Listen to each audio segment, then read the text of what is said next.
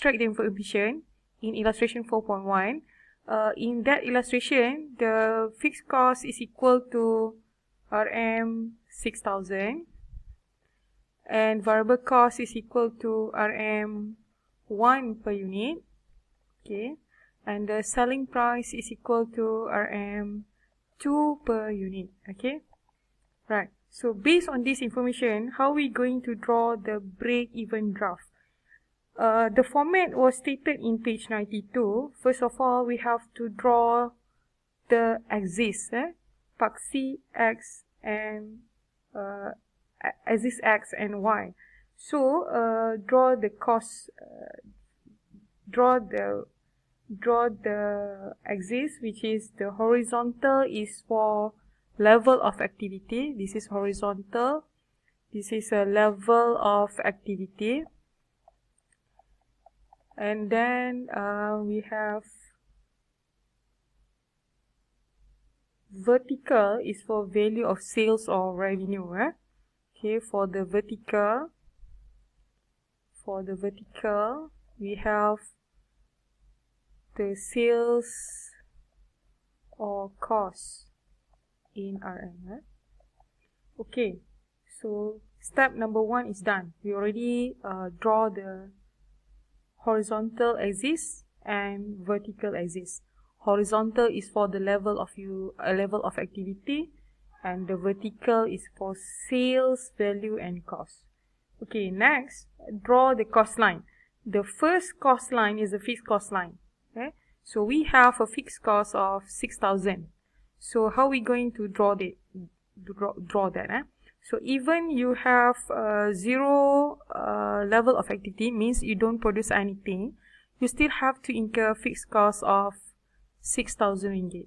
Okay, even you produce 1,000 or 5,000, the cost, or 10,000, the cost still 6,000.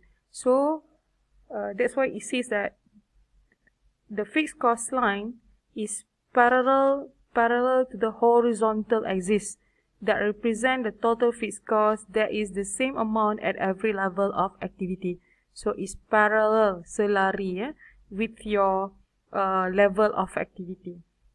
Okay, so we can label it as a fixed cost line. Okay, next, total cost line. Total cost means the combination of fixed and variable costs. Okay, so if you produce 1 unit, so means that the variable cost is 1 ringgit and the fixed cost is 6,000. So 6,001.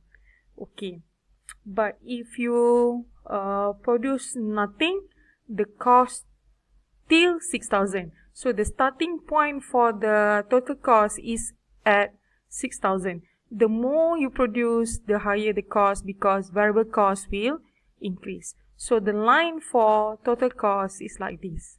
This is a total cost. So the difference between the total cost and the fixed cost is known as variable cost. The difference between this.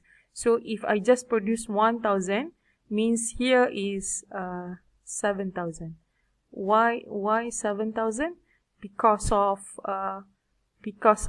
6,000 is fixed plus 1,000 multiplied with 1 ringgit, 1,000 ringgit variable cost. So 6 plus 1 is 7,000. Okay. Next, we have to draw the sales revenue line. So sales revenue means if you sell 1 unit, you got 2 ringgit. 2 unit, 4 ringgit. 3 unit, 6 ringgit. If 1,000 unit, you got 2,000 ringgit. Yeah? So the more you produce, the higher the revenue. But if you don't sell anything, the revenue is 0. So that's why we start from here. So the line for revenue line is from 0, and it will goes up until the more you produce. Let's say you sell 10,000 units. So 10,000 multiplied with 2, you will get 20,000 ringgit. So this is around 20,000 ringgit. Okay, so if I just continue the line, So if you sell 10,000 unit, you will get 20,000 here, 20,000 because of the sale of. Okay, so this is a revenue line. This is your revenue line. Okay, when your revenue is higher than total cost, this is what we call as a profit area. So as long as your revenue is lesser than cost, this is your loss area. Okay, when the intersection between total cost and revenue, this is what we call as a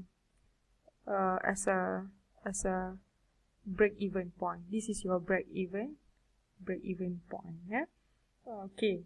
So if your fixed cost is 6,000, your SP is 2 and VC is 1, so means that your BEP in unit, if you calculate, is 6,000 divided by 1 is equal to 6,000 unit. So means that you have to sell 6,000 unit in order to get no gain, no loss. That's why the break-even point is around here. Is a 6,000 unit. Okay, so in general, the break-even graph, okay, this is what we call as a break-even point graph. Okay, so in a break-even graph, we have fixed cost line. Okay, we have total cost line and revenue line. Okay, we have only 3 important lines. So means that we have to draw the fixed cost line, we have to draw the total cost line, okay, and we have to draw the revenue line. Okay, revenue line.